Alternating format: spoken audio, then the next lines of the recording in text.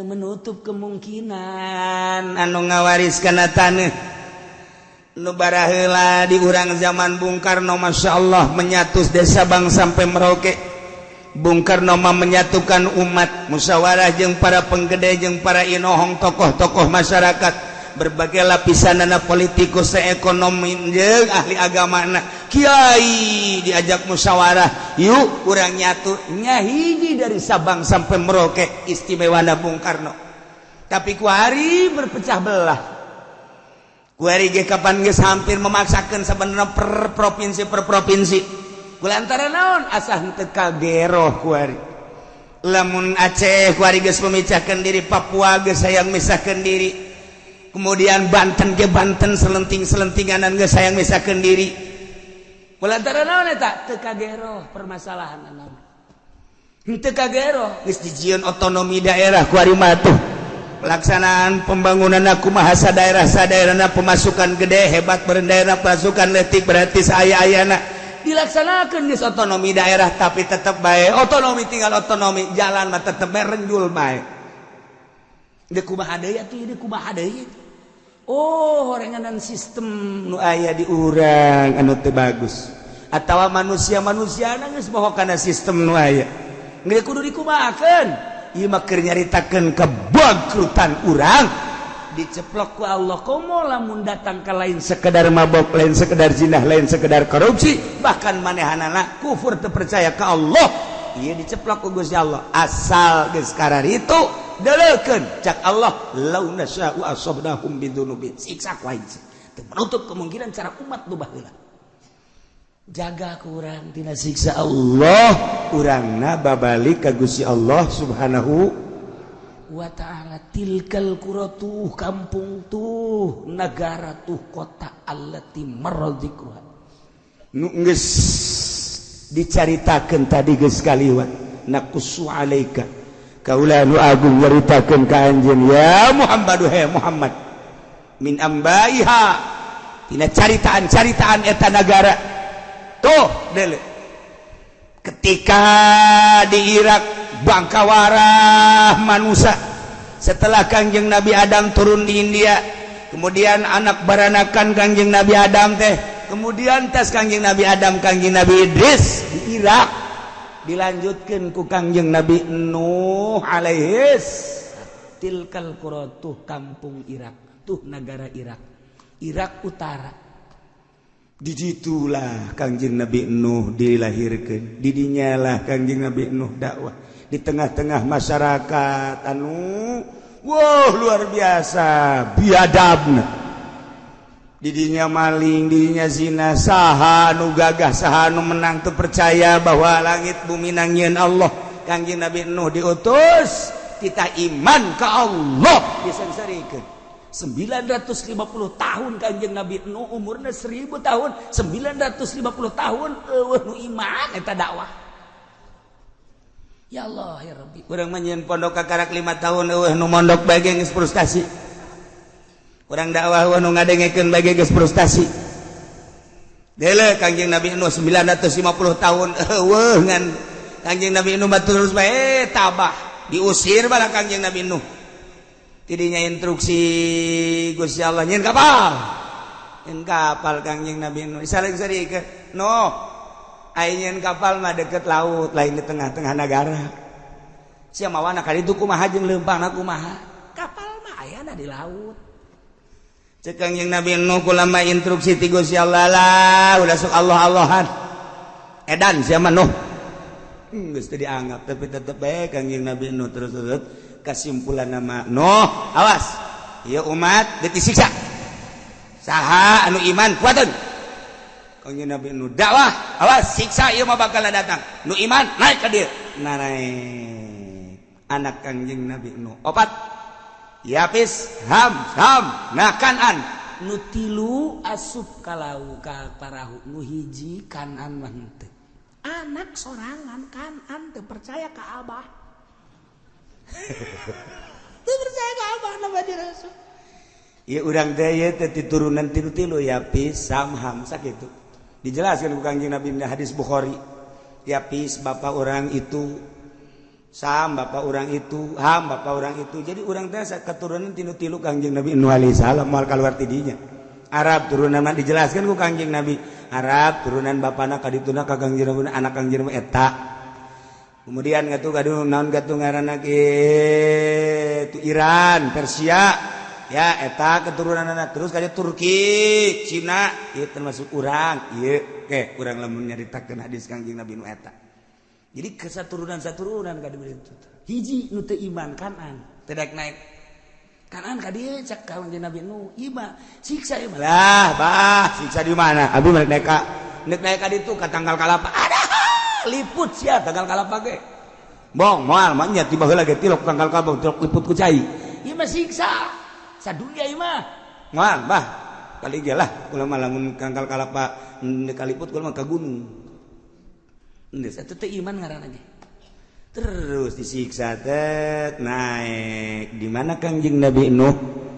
Itu singgahna ye gunung naon ngaranna kapal Judi di Al-Qur'an. Gunung Judi. Di mana eta? Di Turki. Nah, jadi di Irak terus ngeungkeun kapal teh eureun-eureun di Turki. Tah eta lah kuari geus diketemukan di Gunung Ararat di dinya Turki aya kapal Kangjeng Nabi Nuh sebelah kirina sekitar bangsa 50 meter di dinya aya masjid masih aya keneh kuari ge masjid urut Kangjeng Nabi Nuh alaihi salam geus jadi batu masjid Kangjeng Nabi Nuh di dinya kapal aya keneh urut kapal Kangjeng Nabi Nuh jadi kapal teh singgah teh lain di laut tapi di luhur gunung Judi kuari aya keneh kuari aya keneh geus dipoto urut kapal Kangjeng Nabi Nuh teh. Kemudian laut nu pernah kitu diberangkatkeun ku kapal Kangjeng Nabi Nuh ku didinya mah ke satelit. Coba laut mana? Aya kuari kecanggihan alam, kecanggihan alatnya seperti eta.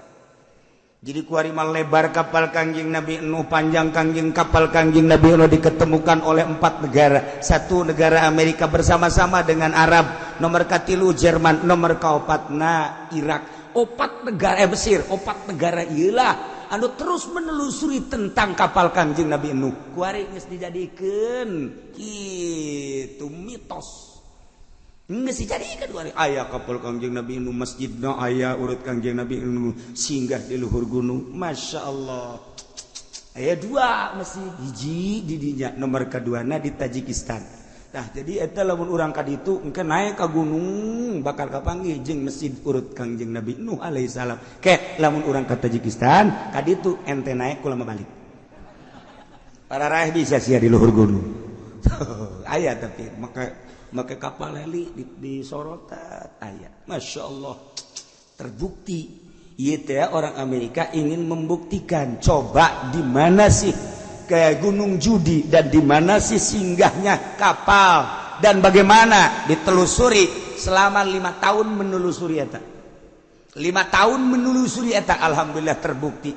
Iyalah geus dibukti-buktikan ku Gusti Allah nya nama asup Islam. Kemudian loba nu asup Islam di Amerika ketika manehana nyaritakeun tentang terbukti nah baheula zaman Kangjeng Nabi tutup ku Amerika teu meunang dicaritakeun. Bahaya ieu. Masya Allah nailah cerita tilkal qura tun negara anu baheula ahlina iman ka rasulna begitu Allah ngutus Kangjeng Nabi Nuh alaihi salam umatna tetep bae henteu iman siksa ku Gusti Allah tilkal qura tuh negara itu disiksa ku Gusti Allah. Nomor keduana negara kaum Samud eta adalah kaum Kangjeng Nabi Shalih alaihi salam eta ngaranna Madain Soleh.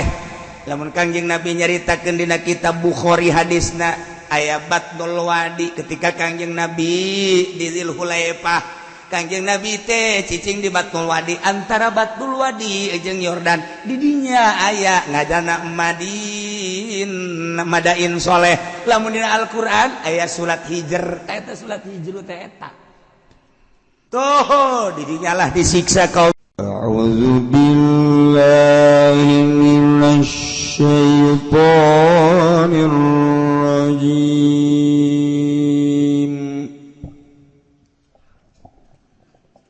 Bismillahirrahmanirrahim. Awalam yahdi lilladzina yarithunal arda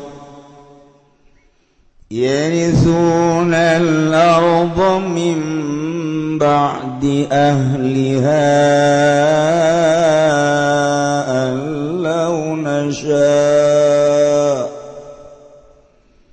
allau nasha'u asabnahum bidhunubihim wa natba'u ala qulubihim fahum la yasma'un. Wallahu a'lamu bibaradi awalam yahdi anata orananam narima nyata yatabayyan tegese orang narima nyata lilladzina kadue wong akeh yarisuna kang pada maraneng ya ladzina kabe al arda ing mubibisukna kalawan umma min ba'di ilaki ahli saking halat tetap saking sausana den rusak ahline ardu orang lari majataan apa satune kalakuan fa'ilun mukhaffafatun yaiku dari fa'il tur kang den enteng wa ismu mazupun lan utawi simean iku kang den buang aya nau tegese satune kalakuan iku launa sya ulamun ngarsakeun isun agung asabnahum maka ngenani ingsun agung hum ing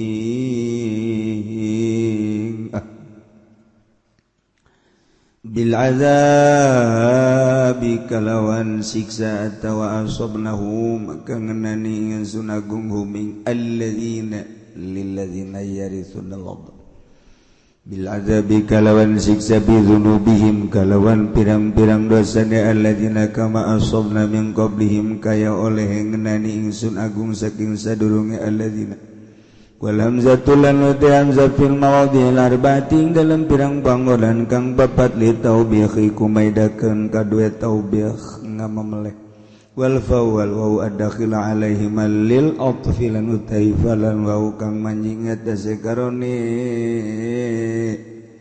kitu falan wa ikulil atfi edakeun kada atau perpikiraatin lan ing dalam qiraat sawiji bisukunil wawi kalawan dan sukunkeun wa fil maudhil awali dalam panggonan kang awal atta fadbi au dan atapakeun kalawan nau wa nanulan utai ingsun sadayan nau tabau iku ngecap ingsun sadaya ngecap ingsun sadaya nakh timu tegese ngecap nceplok nyeplok ingsun sadaya ala qulubi ngatese pirang-pirang atine alladzina fahum la yasma'un maka tu alladzina iku orang ngarungu ya alladzina al mau'izata ing piwuruk sima tadabburin kalawan ngarungu ngangen-ngangen tilkal qura qussu min amba tilkal qura qussu alayka min ambaiha wa laqad ja'atuhum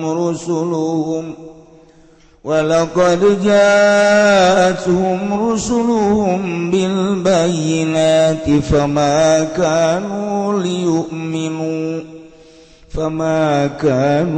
liyu'minu bima kazzabu min qabl kadzalika yatba'u Allahu ala qulubil kafirin.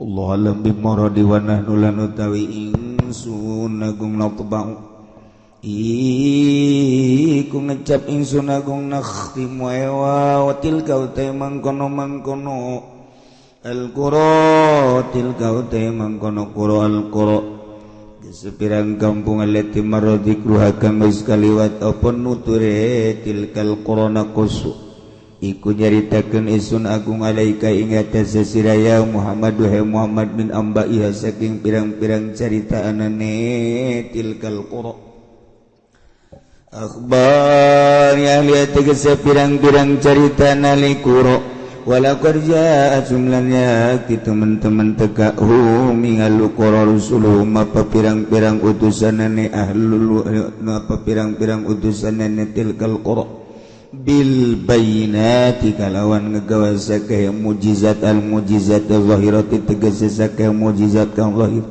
fama kanu maka oranana ya ahlul yu'minu iku derpun yantang imankeun ya ahlul inda majihim ing dalam narika tekana rusul dimakadzabu kalawan sebab barang kang ngagorohkeun ya kafaru tegese kufur ya lubi kalawan maming qablu saking sadurunge majihim tegese sadurunge tekane ya rusul balis tamaru balik tatara tapi ya rusul alal kubri balik ta istamaru tetap ya ahluha alal kubri ngatasi kubur kadzalika laika mangkono tobi atau tegese tobi Allahu ngucap sapa Allah ala qulubil kafirin ngatasi pirang-pirang atine wong kang kafir kabeh wa ma wajadna li aktsarihim min ahd wa in wajadna aktsarahum lafasikin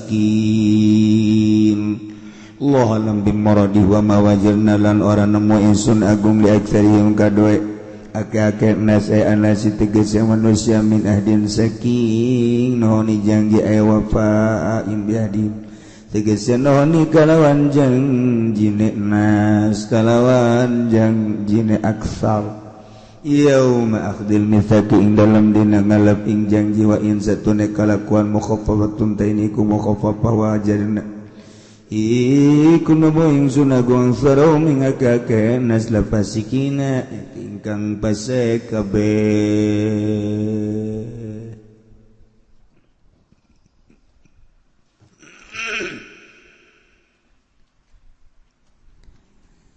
sabada Allah ngajelaskeun negara-negara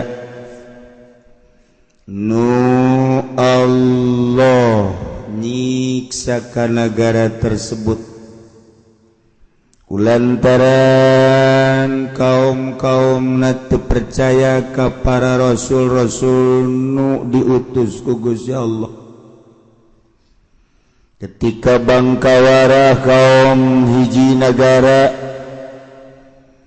anu diajakan ku rasulna yakni utusan Allah tetapnya teu percaya ujungna disiksa ku Gusti Allah. Eta teh lain sakadar jang nagara eta hungkul, eta teh ngarupakeun hiji ibrah hiji contoh, hiji barometer jang umat-umat nu selanjutna.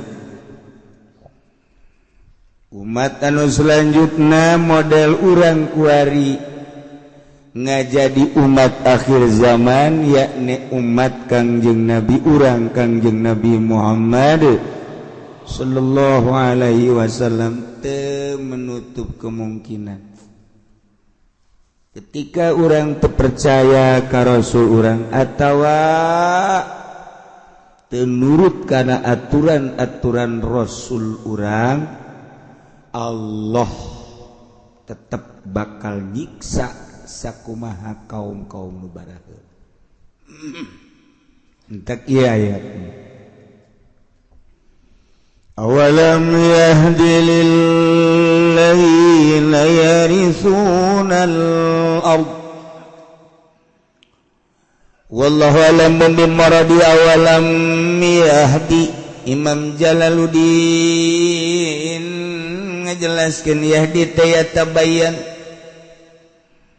berarti ya di tebi mana ya tabayan majaz lantaran gadieuna cek Imam Jalal teh di mutadikeun ku lam yahdilil ladzina hiji-hijina kalimah teh aya anu lazim aya anu mutadi teh kadituna anu satrop-tropna aya tropan-tropanana aya anu dimutadikeun ku ila aya nu ku lam aya anu dimutadikeun ku fi aya nu ku ala nah eta kalimah-kalimat teh teu meunang sambarangan kalanjutanana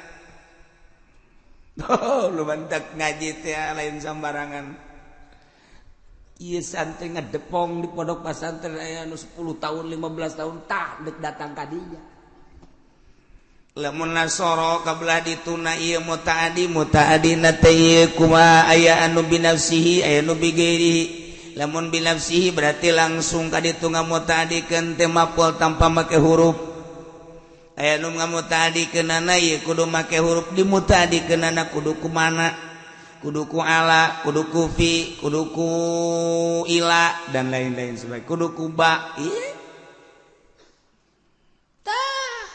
pasantren teh mikiran kos gitu tah ketika ieu mah lain parantina kudu kumaha ieu kudu kumaha ieu lain parantina ieu mah ieu tah nu mantak lamun aya salah bae buatan batur kajahoan ku urang salah ieu budak ieu kumaha emang ieu teu nerop ieu ka dieu ieu tuh kan teu nerop mah teu nerop jore urang hulu kopiahna nomor 7 dipakean ku ari nomor 5 netren ngaranna tenerop eta tenerop uluna nomor 5 dipakean nomor 7 toklok tenerop kawin ge sarua bae urang kasep kawin kanu gelis pariuk manggi kakeb pas tapi lamun urang kasep pamajikanna jore ieu ge tenerop sarua bae eta mah kudu nyandung sebenarnya mah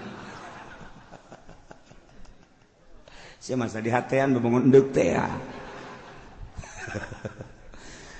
heula-heulanan kumaha lamun awewena geulis salakina jore nah iya lamun salakina kasep pamajikanna jore mah kan bisa nyandung lamun pamajikanna geulis ai boga pasalaki jore kan nasib hese geulis aya dinyana masyaallah nya jangkung lengjang ieu kulitna ge pohara jasa hartina putih kuning nyamancung bulu matana bentik ya Allah ya Rabb haju susuna neuntreu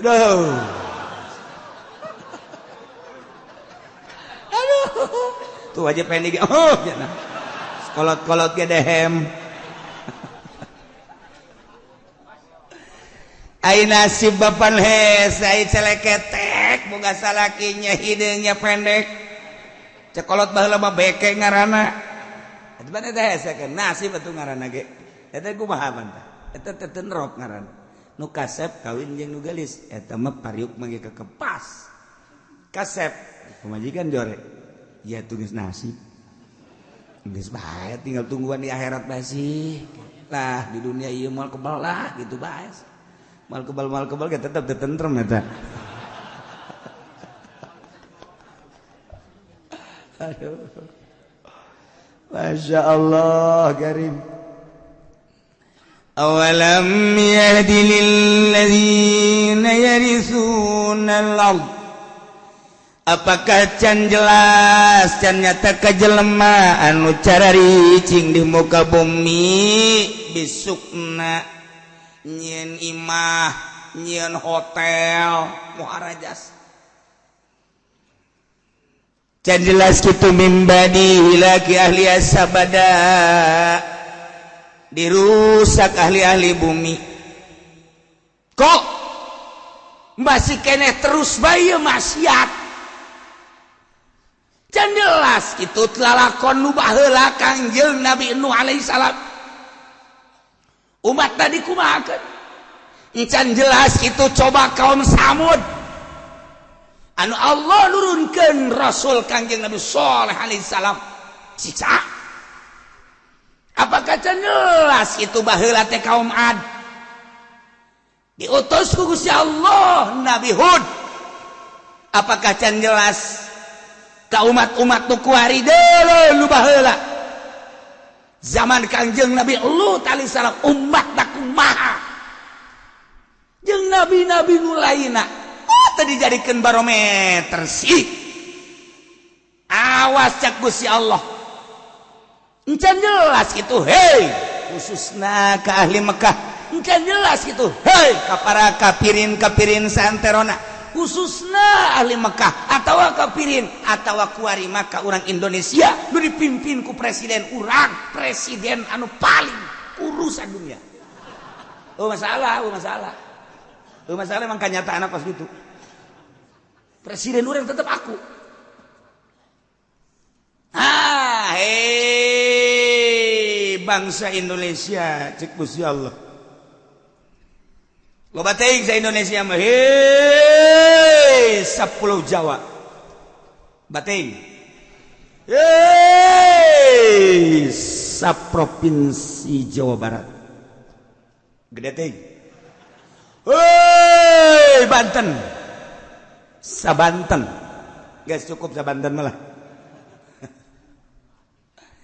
wahai manusia-manusia cek Gusti Allah di dunia umumna sadunya khusus nama ahli Mekah termasuk Indonesia lamun umum hei manusia can jelas itu ya kajelema anu nyari cingan bumi yen imah anu kokoh meuli imah teh lain sakadar puluh juta ratus miliaran kadituna bahkan belas miliar puluh miliar bahkan lain boga imah na hiji ya urusan imam geus masalah geus ieu kalakuan kuari cara ricing di bumi Allah kalakuanana maling korupsi zina judi bahkan teu percaya ka pangeran bahwa nu nyieun langit bumi teh Allah can jelas kitu ka jelema nu eta min ba'di hilaki ahliya sabada dirusak ahli-ahli nu balaheula awas maka tadi dijadikan iboh tadi dijadikan barometer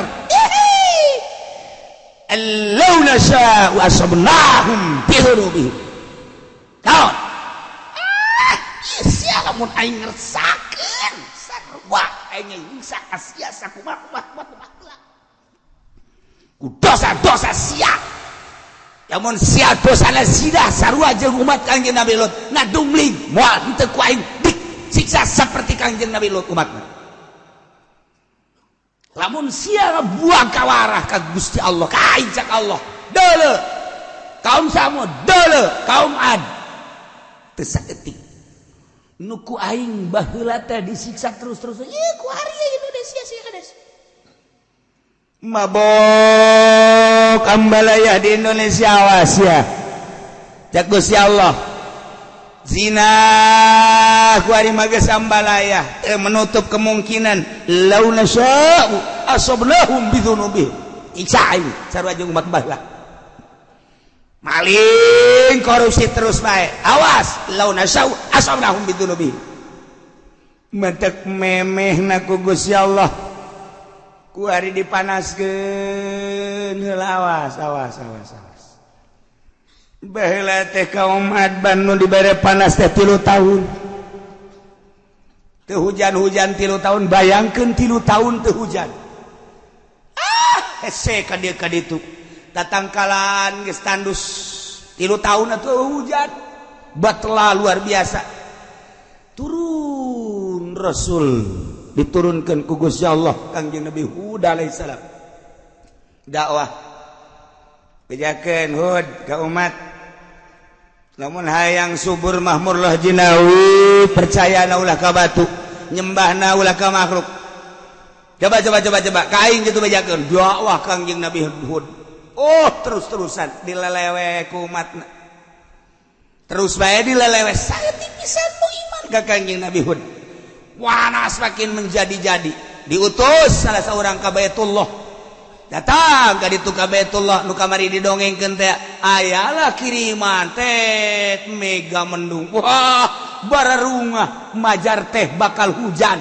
ternyata angin ngagelebuk angin muter sabada Kangjeng Nabi Hud jeung pengikutna titah keluar eta kapan siksa cek Allah tuh jadikeun barometer awas di Indonesia geus sabaraha bulan urang dibere panas hujan di mana-mana guludugan jeung kilatan samarukna hujan bener beureun geus dihitung ku ari di nagara geus beak sabaraha puluh miliar ieu ganjeun hujan teh nyararaha urang mah asal hujan seuri padahal mah ieu teh geus total sabaraha miliar beakna lamun teu dihujankeun urang teh ku ari panas ambual pohara luar menyengat cirina cek ahli palak mah angin heula kilat teh guludug teh ieu mah hujan kilat angin sabarukan kumaha awas lamun nang tangan ka Gusti Allah bisa jadi berkepanjangan ieu panas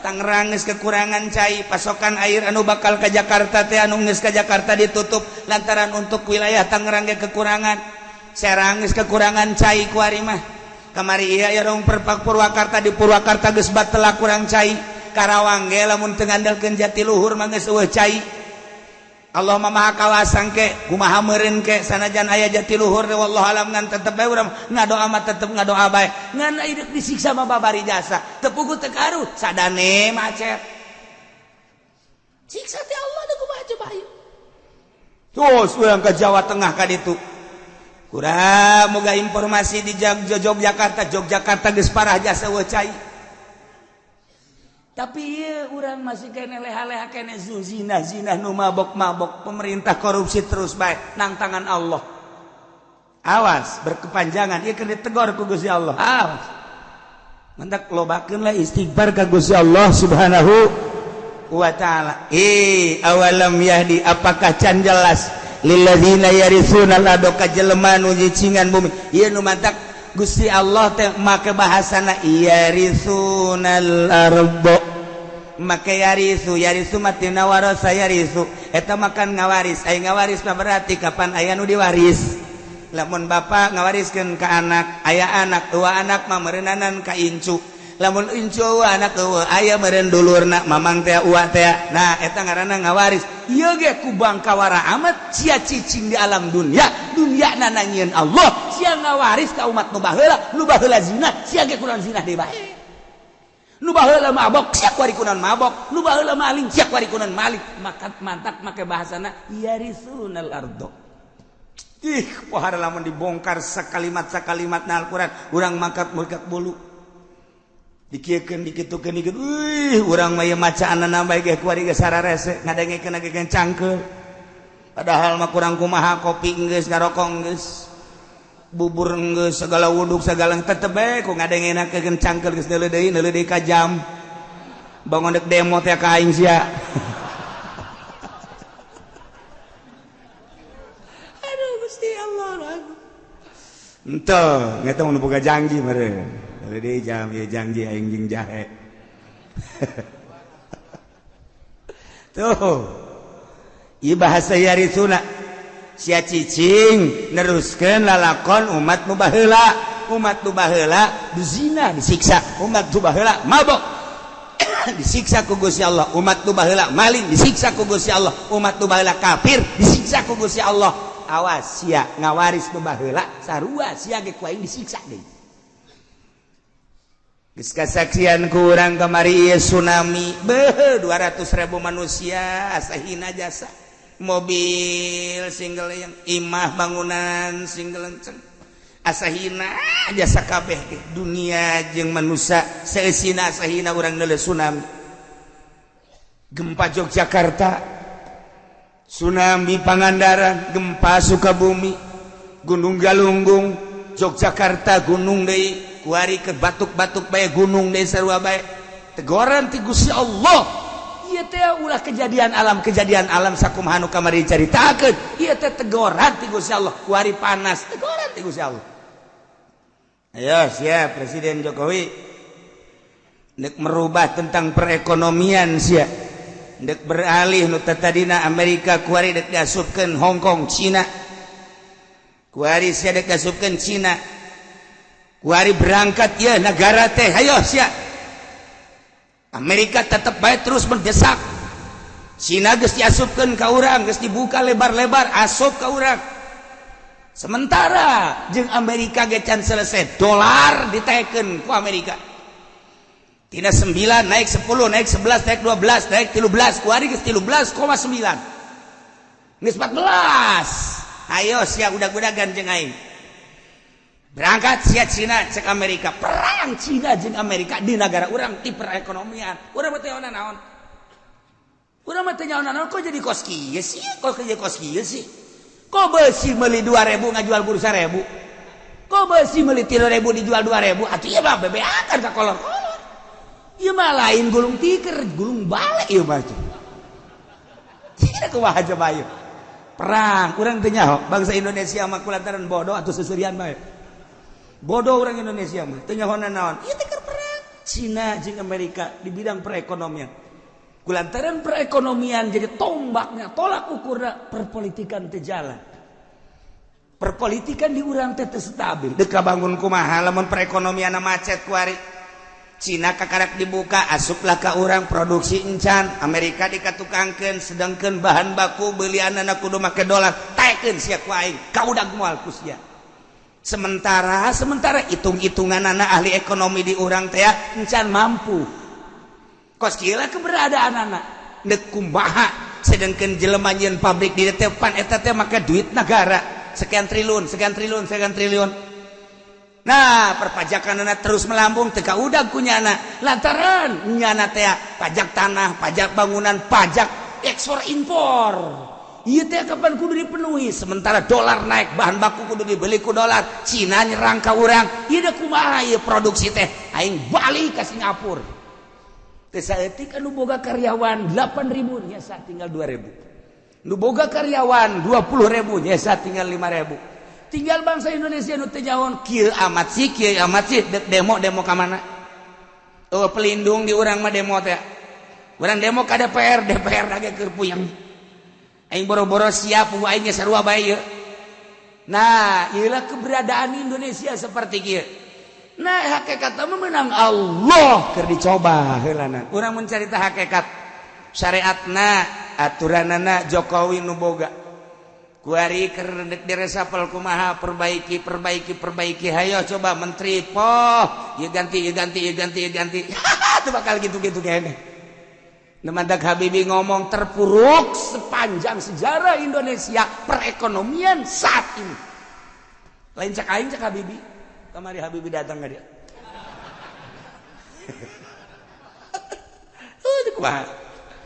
nah ieu keur carita keberadaan negara kemudian panas sakallah ayo sia dek jeung aing udag-udagan sia ayo sia deuk ngaluhurkeun pertanian Jawa Timur akan ditingkatkan pertanian Jawa Tengah Jawa Barat geus dipersiapkan di Palembang di Medan di berbagai daerah pokoknya deuk ditingkatkan pertanian sebab naon perekonomian bakal macet kunyana geus ka itu ieu perekonomian industri bakal macet sebab moal kaudag melalui dolar ditaekeun ku Amerika hayo hayang nyaho udag-udagan perang Cina jeung Amerika asal Cina naik perang lamun Cina terus memaksa dolar bakal 15 lamun Cina terus bae ku Indonesia dibere diketeruskeun naik 16.000 je tadi kumaha eta mah perang nyana ayo cek Amerika je pas gitulah perang beda deui jeung perang di Irak lain deui di Irak mah ai di Irak mah Saddam Hussein teh je deuleu sejarah cek Saddam Hussein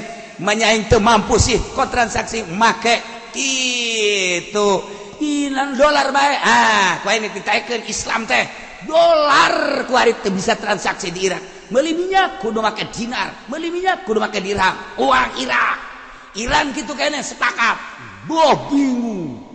bingung kalah Amerika sakedeung nyieun lah nyana perkumpulan ieu mah lamun diteruskeun bakalna negara Islam di mana-mana bakal terulang kembali wali sanga zaman Kitu Raden Patah dengan Saddam Hussein Islam akan tinggi urang mah teh nyawa minyak dengan sakitu perang perekonomian nah dijadikan biologi padahal di Irak teh ngan omongan Amerika teh dihajar ku Amerika sorangan moal kuat Irak dihajar ku dua anjing iris moal kuat dihajar jeung Prancis moal kuat nyeulat multinasional hajar Saddam Hussein sebab urang bahaya ka dituna bisa-bisa Islam naik deui Islam nu mantak merudah sadunya kamari mah tanpa aya nu nitah spontan tuh lamun dibuka sejarahna kos gitu kuari di Indonesia geus tambah geus carita Irak tamang geus beres tamang geus beres geusan tamang geus geusan heulana kuari urang mah carita Jokowi presiden urang eta kajian kumaha ge perang Amerika jeung Cina hayo udah-udagan sia kau bisa henteu sia ketika Cina terus yen naik jeung uang Cina naik yaitu dan negara Amerika masih kene siap naik deui moal kuat kajian hukum nu mantap cik Jokowi urang kuari mah beralih ke pertanian urang siapkeun pertanian wah geus disiapkeun nya lagi geus boga pemikiran ieu moal kuat ngudak dolar Amerika teh moal kuat geus urang kana pertanian cak Allah lain kitu titah ibadah atuh ka aing jas siang ngandelkeun pertanian teh ngandelkeun hujan panaskeun ku aing sia lain titah ibadah hendangan udag-udagan bejakeun para ulama nu sekeliling mengelilingi Jokowi kita ibadah ka Gusti Allah kitu masyarakat ulah udag-udagan yang kakawasan Allah lamun dipanaskeun panas anu luar biasa deuleu India deuleu Pakistan brek tarawae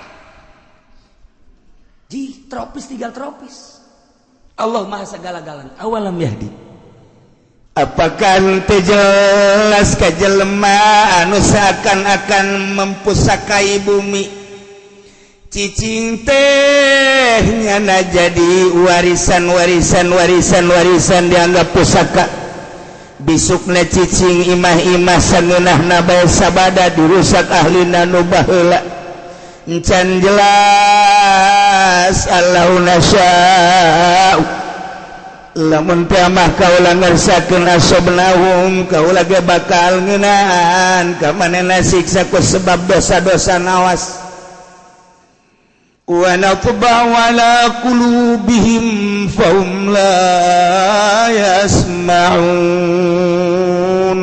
kaula nu agung teh geus ngelak geus ngecap geus nyeplok kana hate-hatena jelema nu berheula manan manehanna teu iman teh manan manehanna teu percaya aju ku kaula disiksa aju nyanana henteu daekeun ngadenge kana piwuruk-piwuruk si mata daburin ngan sakadar didengekeun dipikir henteu sakadar ngadengekeun dilaksanakeun henteu akhirna jadi guguyon siksa ku aing tah jelema-jelema nu baraheula teh nu mantak disiksa teh teu percaya ka aing hatena ku aing geus dicap diceplok distempel geus moal iman kulantaran buang ka warah jasa teu menutup kemungkinan anu ngawariskeun taneuh nu baraheula di urang zaman Bung Karno Masya Allah menyatus desa Bang sampai Merauke Bung Karno mah menyatukan umat musyawarah jeung para penggede jeung para inohong tokoh-tokoh masyarakat berbagai lapisanana politikus ekonomi jeung ahli agamana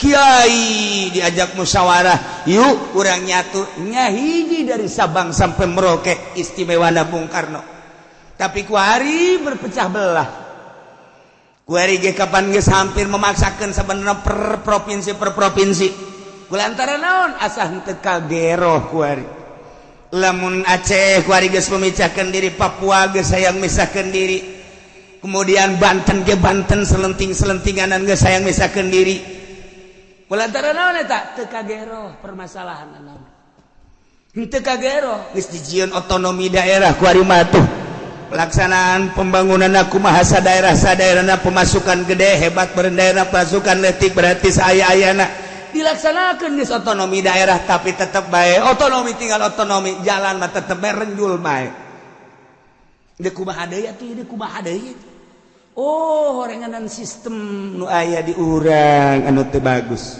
atawa manusia-manusiana geus boho kana sistem nu aya geus kudu dikumahakeun ieu mah keur nyaritakeun kebangkrutan urang diceplok ku Allah komo lamun datang ka lain sekedar mabok lain sekedar zinah lain sekedar korupsi bahkan manehanana kufur teu percaya ka Allah ieu diceplok ku Gusti Allah asal geus kararitu deleukeun cak Allah law nasya'u asabnahum bidzunubin siksa ku aing teu menutup kemungkinan cara umat nu baheula jaga kurang tina siksa Allah urangna babalik ka Gusti Allah subhanahu wa ta'ala tilkal quratu kampung tuh negara tuh kota allati maradzikruha nu geus dicaritakeun tadi geus kaliwat naqussu alaika Kaula nu agung nyaritakeun ka anjeun ya Muhammad Muhammad min ambaiha tina caritaan eta nagara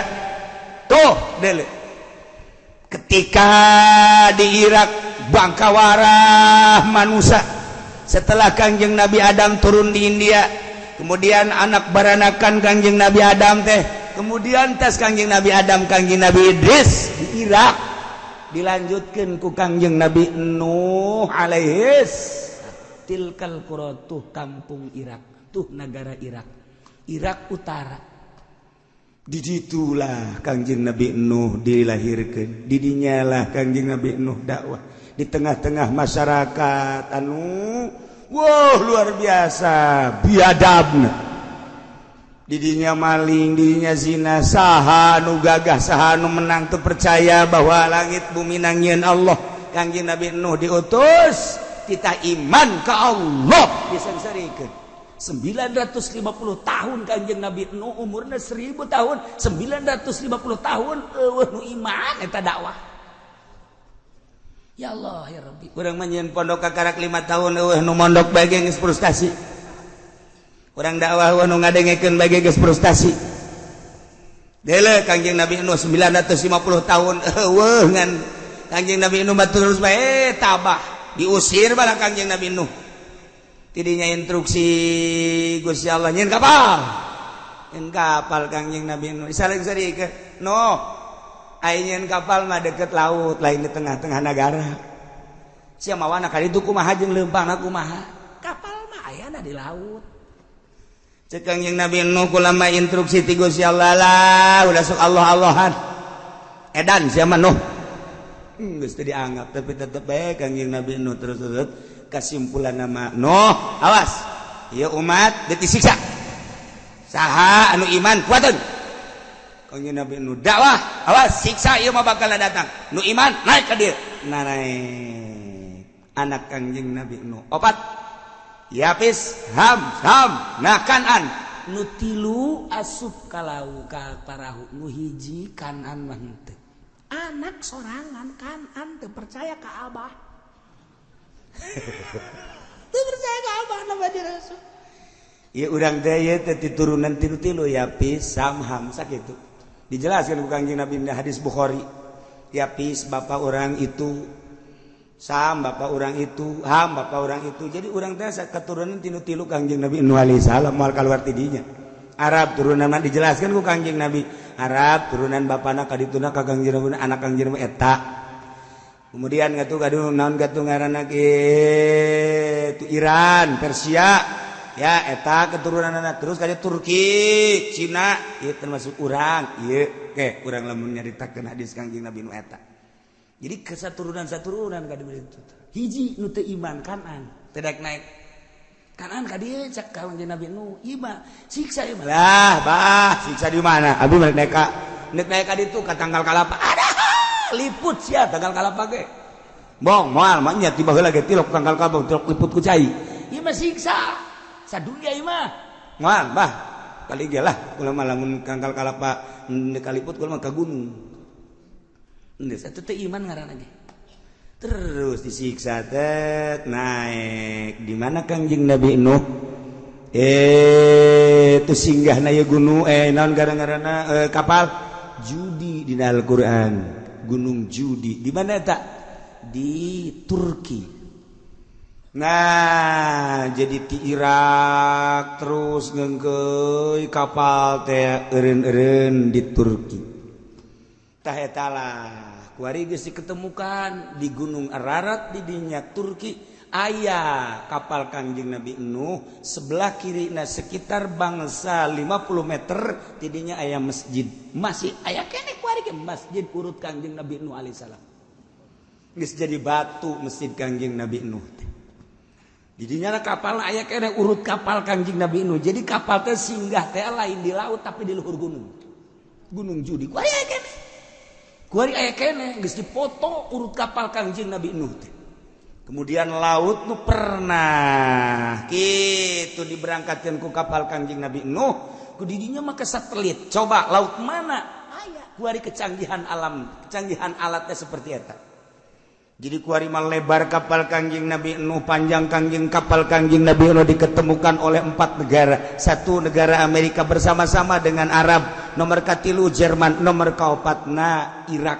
4 negara Mesir, 4 negara ialah anu terus menelusuri tentang kapal Kangjeng Nabi Nuh. Kuari geus dijadikeun kitu mitos. Geus dijadikeun kuari aya kapal Kangjeng Nabi Nuh, masjidna aya urut Kangjeng Nabi Nuh singgah di luhur gunung. Masyaallah. Aya 2 masjid, hiji di dinya, nomor kaduana di Tajikistan. Nah, jadi eta lamun urang ka ditu engke naik ka gunung bakal kapanggih jeung masjid urut Kangjeng Nabi Nuh alaihi salam. Ke lamun urang ka Tajikistan ka ditu ente naik kula balik. Para raih bisa sia di luhur gunung. Aya tapi maka kapal heli di sorotan aya. Masyaallah. Terbukti ieu teh orang Amerika ingin membuktikan coba di mana sih kayak gunung judi dan di mana sih singgahnya kapal dan bagaimana ditelusuri selama 5 tahun menelusuri eta. 5 tahun menelusuri eta, alhamdulillah terbukti. Iyalah geus dibukti-buktikan ku Gusti Allah nyana nama asup Islam. Kemudian loba nu asup Islam di Amerika ketika manehana nyaritakeun tentang terbukti nah baheula zaman Kangjeng Nabi tutup ku Amerika teu meunang dicaritakeun. Bahaya ieu. Masya Allah, nailah cerita tilkal qura tun negara anu baheula ahlina iman ka rasulna.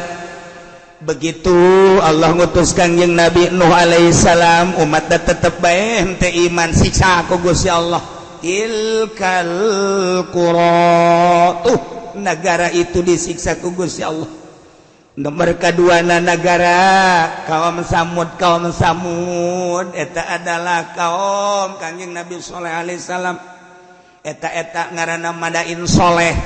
Lamun Kangjeng Nabi nyaritakeun dina kitab Bukhari hadisna aya Batnul Wadi ketika Kangjeng Nabi di Zulhulaifah. Kangjeng Nabi teh cicing di Batnul Wadi, antara Batnul Wadi jeung Yordan di dinya aya ngaranna Madain Soleh. Lamun dina Al-Qur'an aya surat Hijr, eta surat Hijr teh eta. Tuh di dinya lah disiksa kaum Samud teh. Lamun terus urang ka Yordan aya Petra di ditu tersisa ditinggalna. Tilkal qura disiksa kaum Samud. Mana deui? Tuh Ad, kaum Ad. Di mana Ad?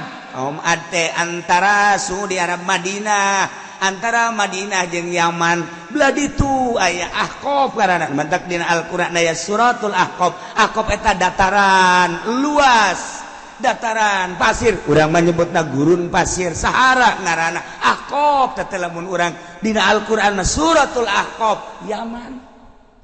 Kaum Ad di Yaman, ditinggalna kaum Ad. Mantak diutus Kangjeng Nabi Hud alaihi salam, Yaman. Mantak aya kuburan Kangjeng Nabi Hud di Yaman mah osok dihaolan. Wah, ramena luar biasa. Ditinggal para nabi di Yaman. Kangjeng Nabi Kangjeng Nabi Sulaiman aya di Yaman, ditinggalna Kangjeng Nabi Sistea. Kemudian Kangjeng Nabi Hud ge aya berbagai nabi-nabi jeung wali-wali. Nu mantak paling istimewa sadunya adalah Yaman. Sunina kuat jasa gempur ku Yahudi. Moal bisa Yahudi ngagempur eta lamun tanpa make umat Islam dicuci otakna, anak buahna teh dicuci otakna supaya menyatakan Islam teh seperti ieu. Jadikeun ISIS berangkat. Kuari ku ISIS diacak-acak kuburan-kuburan teh. Wah, kiai-kiai terus dibeak. ISIS terus baik. Iyalah supaya jadi Wahabi. Sebab ku Wahabi Yahudi ngeunaheun jasa. Ku Yahudi mah ku Wahabi mah Yahudi teh ngeunaheun jasa. Ndek nyaplokna naon ge. Itu hasil-hasil bumi teh ngeunaheun jasa. Selama make Sunni, ortodok lamun di Irak mah Islam ortodok. Ahli toriko iya bahaya.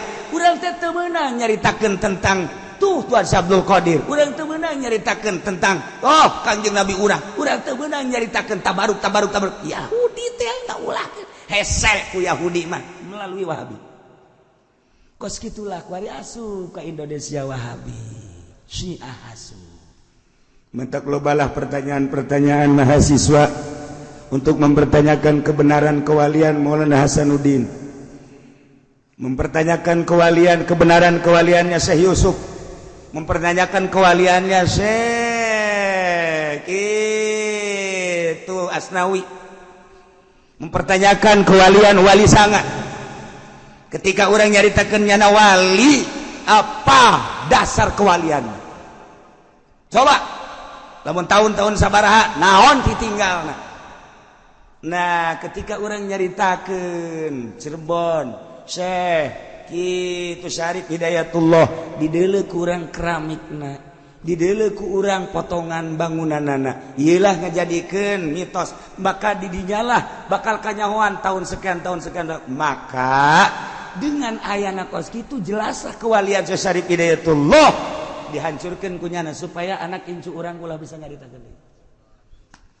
Di urang tidak menutup kemungkinan bakalna Cirebon hancur, Wali Sanga kabeh dihancur-hancurkeun.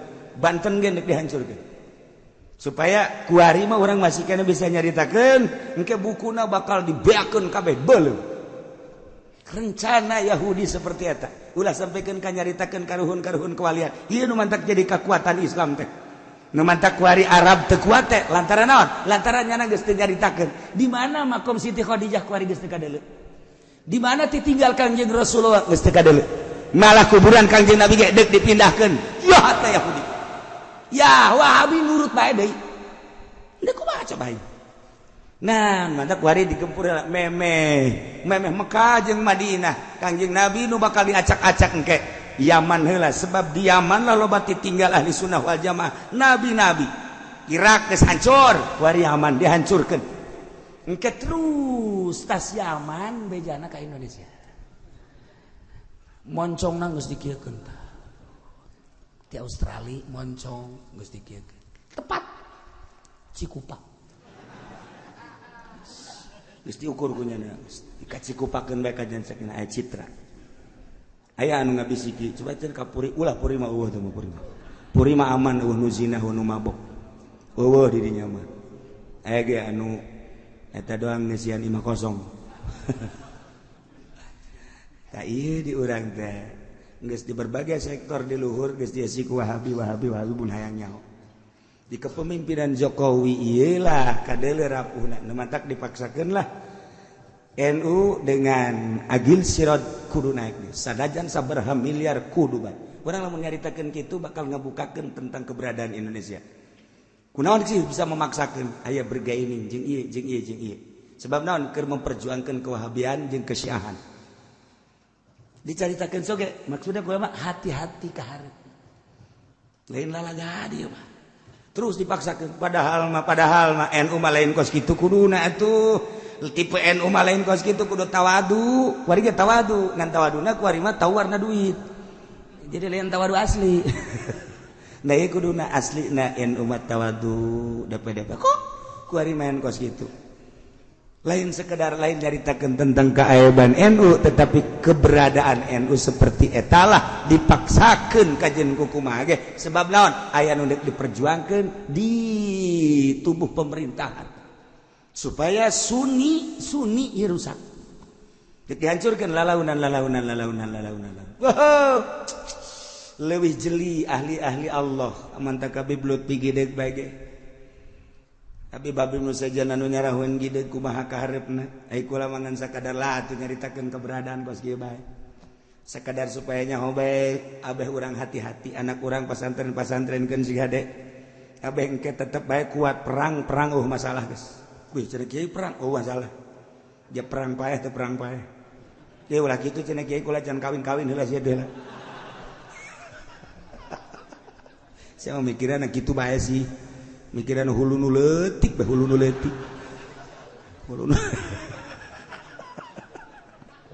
kula mah ingat mikiran hulu nu leutik sok inget ka jelema ku boga pamajikan opat ya tangan ku nyana diatur cak nyana teh kieu nya pokona mah asal giliran sia datang ka imah aing ka dieu kesia balik isuk kana ieu datang jadi awewe nu datang sebab ai mah pan boga pagawean dakwah teh dagang teh dan lain sebagainya geus sia kudu nyaho Saya datang ke waktu masing-masing. Guys, itu persetujuan pemajikan wafat, oke. Gara-gara nama iya tah hulu nu leutik. Aing jadi inget bae tungtung nama.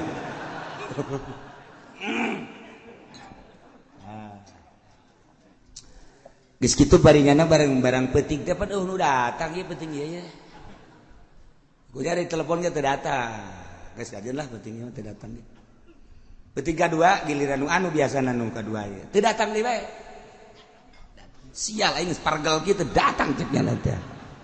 Nu katilu ge teu datang deui bae.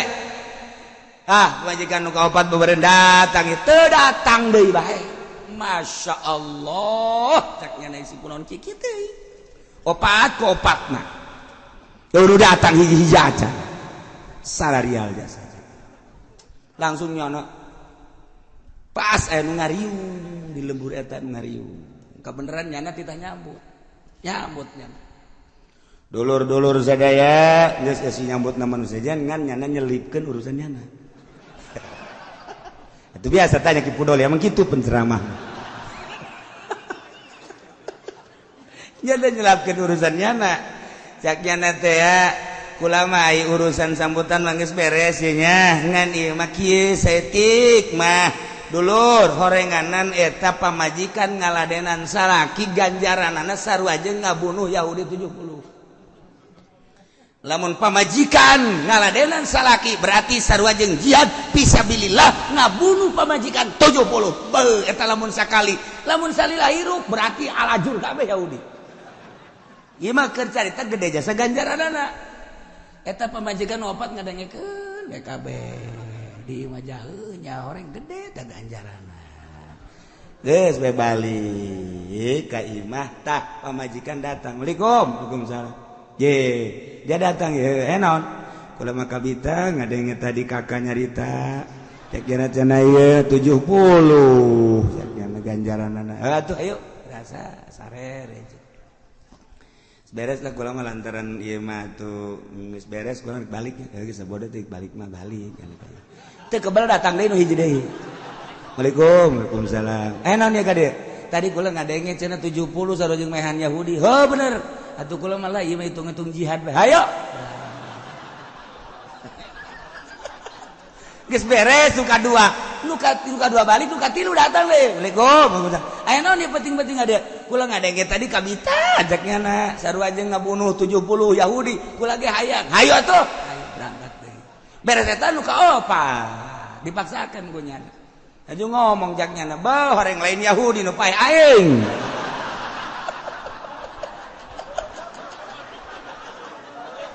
tuh gara-gara nu leutik inget bae kadinya aduh jaknya lain Yahudi nu modar aing isu ka rumah sakit teh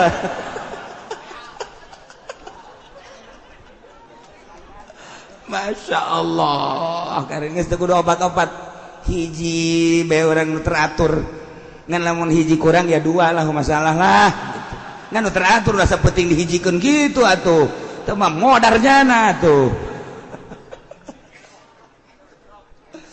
Masya Allah tilkal qura itu negara-negara nu tadi dicaritakeun teh aku kaula dicaritakeun ka anjeun Muhammad tina caritaan-caritaan ahlina itu tadi Kangjeng Nabi Nuh kemudian itu Kangjeng Nabi Saleh kemudian Kangjeng Nabi Hud umat tadi siksa al-Aqab nah etalah Kangjeng Nabi Lut Yordan terus kebelah itu urang endek gitu ka mana ka arah gitu Palestina didinya antara Yordan jeung Palestina didinya teh naik kadinya tah eta teh aya tanah anu dibalikeun ku Gusti Allah handap jadi luhur-luhur jadi handap tandus hideung ku ari ge teu bisa didatangan panas nu dipager ku negara Yordan eta Kangjeng Nabi umat Kangjeng Nabi Lut umatna siksa mantep Kangjeng Nabi Lut na disalamatkeun ku Gusti Allah ti Yordan teh tinggal lompat ka Palestina salamat Kangjeng Nabi Lut ngan pamajikanana korban tuh lamun urang nyaritakeun tentang hidayah Kangjeng Nabi Nuh anakna teu iman Kangjeng Nabi Lut pamajikan teu iman Kangjeng Nabi urang mamangna teu iman Kangjeng Nabi Ibrahim bapana sorangan teu iman ya Allah ya Rabb mahal hidayah tilkal qura negara-negara nu tadi dicaritakeun Muhammad ku kaula dicaritakeun ka anjeun tina caritaan-caritaan tentang ahlina anu bangkawarah nurut ka Rasul siksa teu menutup kemungkinan umat setelah eta ge mun teu nurut ka aturan-aturan Rasulullah disiksa Indonesia geus sabaraha kali disiksa nu tadina Jawa nu tadina Banten jeung Sumatera ngahiji kuari jadi pisah lantaran Gunung Merapi jadilah Selat Sunda di dinya teh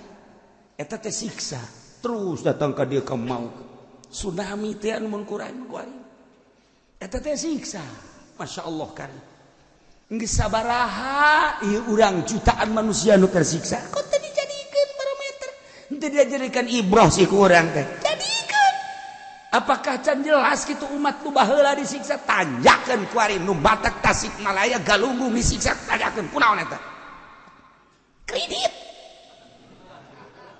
ditanyakeun kredit eta teh ahli kreditnya tuh orang dinya orang itu ranca paku terus orang kanya kredit nu mantak eta kamari ieu kitu Padang eta Padang teh dibelebeskeun ku Gusti Allah datang ka kuari wallahu alam kumaha gunung nimpah nagara eta datang ka kuari sabaraha ribu manusia kunaon eta tanyakeun Padang emang kumaha gitu Padang ya Allah ya Rabbi eta nu mantak Aceh disunamikeun di Aceh kunaon ganja anu luar biasa dikirim ke unggal negara lewat Merak lewat Singapura dan lain ganja datang ke kuari nu ngaran ganja di non gitu ngaranna di dinya di Aceh jadi sorangan Masya Allah nu mantap kuari orang lamun dahar di Padang sing hade ngeunah keberesna tunduh eta teh make ganja eta lina lawar jadi persediaan biasa jadi makanan biasa orang di Padang di Aceh di ditu mah orang mau namu ka Aceh lamun orang teu ngarti ka agama ketika masak di ganjaan nikmati daharna teu kebal PS ganja jadi sorangan lamun orang nyaritakeun ganja di Aceh jadi sorangan orang nyaritakeun di Yordan eta teh kitu zaitun jadi sorangan jadi seorang ku lagi kaget di sisa gunung zaitun barang terus naik mobil di sisi imah kebelah zaitun horeng jadi sorangan nu mantak zaitun ke mancanagara zaitun nu aya di urang geus di naon dikemas eta teh menang ti nagara Yordan jadi sorangan mantak dina Al-Qur'an watini wazaituni waturi sinina wa hadzal baladil amin demi tin demi zaitun Waturi Sina demi gunung Tursina emang didinya terus Yordania Mesir terus ke Palestina gunung Tursina okas gunung Judi teh di Turki terus kabar terus tilu negara eta teh gunung Judi kabeh tilu negara gunung Judi kos Palestina ke Tursina eta urang di Yordan Mesir terus ke Palestina terus eta ngaranna gunung Tursina kabeh Judi sarua bae itunya Tajikistan eta ya gunung Judi di dinya Turki gunung tilu negara Afghanistan terus ka ditu eta gunung Judi kabeh Masya Allah urang mah mun nyaritakeun gunung santri salah hiji urang gunung Karang eta loba gunung Karang tapi nu kanyahoana mah nu gedena bae kos kitulah di urang mah di luar negeri mah tuh gunung tilu negara urang pula nanyakeun mana ieu gunung Tursina sugan kula macel cara gunung santri horenganak ada kulu cekna Tursina Masya Allah kula nanya tak kagaidna ieu mana gunung Tursina enak gunung Tursina cekna ada kulu Tursina kabeh Tursina teh di dieu datang Yordania Mesir terus ka ditu Palestina ada kulu Tursina oh cek kula teh ieu mah aing lain etan mah ditanyakeun gae urut Kanjeng Nabi Musa mana gerib cekna sakedeung deui pas sakedeung deui geus deukeut kan lantaran penting dibejakeun tah ieu ceritakeun gunanya ieu lah gunung urut Kanjeng Nabi Musa itu mun kurang turun urang turun bisa tante ceknya nanti jahat di lo bagaro ulah peting kebenaran lewat kerja peting kan lele doang iya dibejakeun beunana ieu lah Gunung Tursina urut Kangjeng Nabi Musa ngan lamun peting henteu ngajamin keamananana sebab daerah dieu jahat-jahat keneh paingan aya polisi setiap mobil aya polisi dikawal ku polisi. Masya Allah horenganan kejahatan anak luar biasa.